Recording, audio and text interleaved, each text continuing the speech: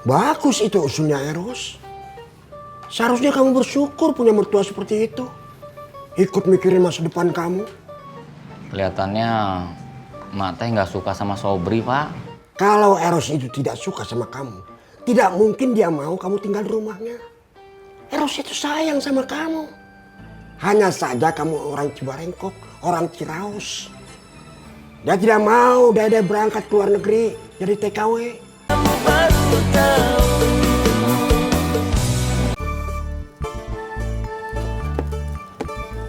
Neng, beresinnya di dalam ya? Assalamualaikum. Waalaikumsalam, Kang. Kang, saya TK Suara. Saya mau nawarin ini catering buat karyawannya buat makan siang, mau nggak? Maaf, Kang. Kebetulan makan buat karyawannya dikirim dari rumah. Oh, gitu. Mohon. Ya udah. Mohon ya, Kang. Mohon. Assalamualaikum. Waalaikumsalam. Astagfirullahaladzim. Udah asar lagi. Saya teh belum sholat zuhur. Ya Allah. Astagfirullahaladzim.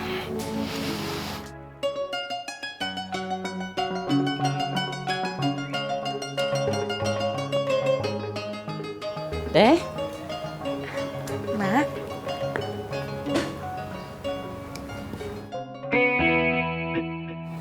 Laku banyak. Alhamdulillah, Mak.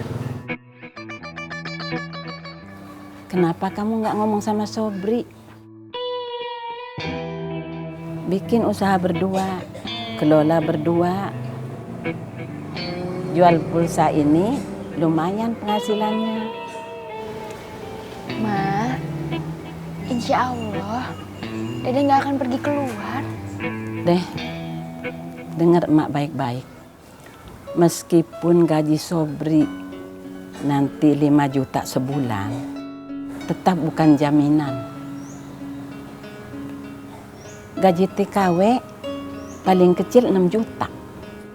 Kalau kamu memang nggak kepengen berangkat keluar jadi TKW, penghasilan kalian harus lebih besar dari 6 juta sebulan.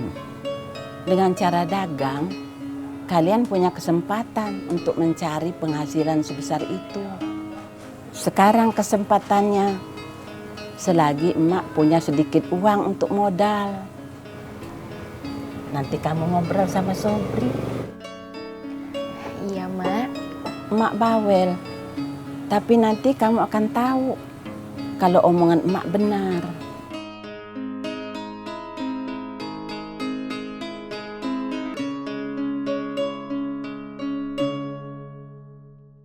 Bagus itu usulnya Eros. Seharusnya kamu bersyukur punya mertua seperti itu. Ikut mikirin masa depan kamu. Kelihatannya emak teh nggak suka sama Sobri, Pak. Kalau Eros itu tidak suka sama kamu, tidak mungkin dia mau kamu tinggal di rumahnya. Eros itu sayang sama kamu. Hanya saja kamu orang Cibarengkok, orang Ciraus. Dia tidak mau Dede berangkat ke luar negeri jadi TKW. Ya Sobri juga nggak akan ngizinin Dede cantik berangkat, atuh Pak. Emak teh seharusnya nggak perlu takut. Sobri setiap hari ngomong begini. Makanya kamu cari pekerjaan yang gajinya di atas 6 juta. Baru Eros bisa percaya. Itu tujuannya menyuruh kamu buka toko. Supaya kamu punya penghasilan besar. Coba kamu melihat orang itu dari sisi baiknya. Jangan kebanyakan mengeluh. Sobri ke depan dulu, Pak. Selalu begitu. Kalau kamu mendengar apa yang tidak ingin kamu dengar, kamu pergi. Assalamualaikum. Waalaikumsalam.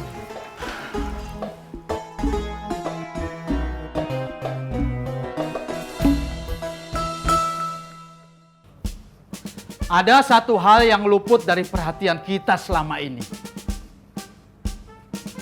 Apakah kematian CM wajar atau tidak?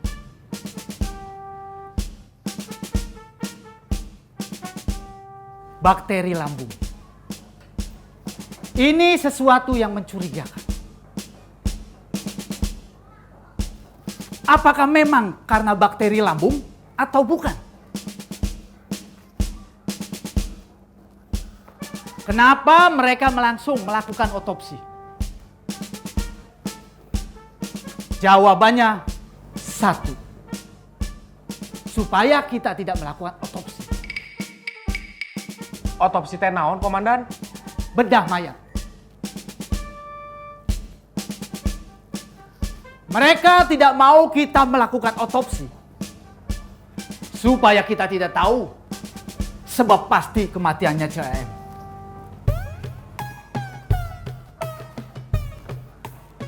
Ada sesuatu yang mereka sembunyikan.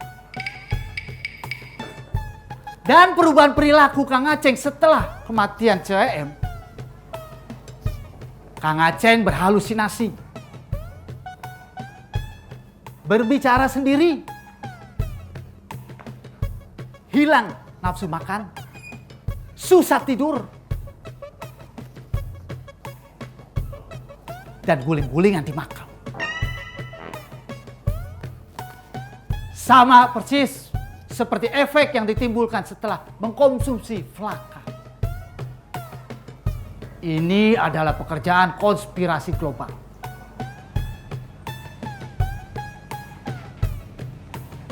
Kita bawa batu Flaka ke dokter Clara untuk diperiksa, Komandan. Sejauh ini kita curiga kalau dokter Clara adalah antek konspirasi global. Mana mungkin dokter Clara mau.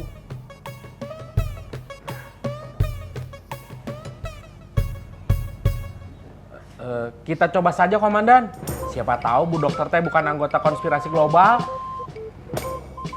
Kalian masih ingat bagaimana dokter Clara menolak melakukan tes karbon date terhadap tulang alien yang kita temukan di rumah Wasaum dulu? Bahkan kita dikasih penghargaan supaya kita menghentikan kasus itu. Kalian lupa? Masih ingat, Komandan?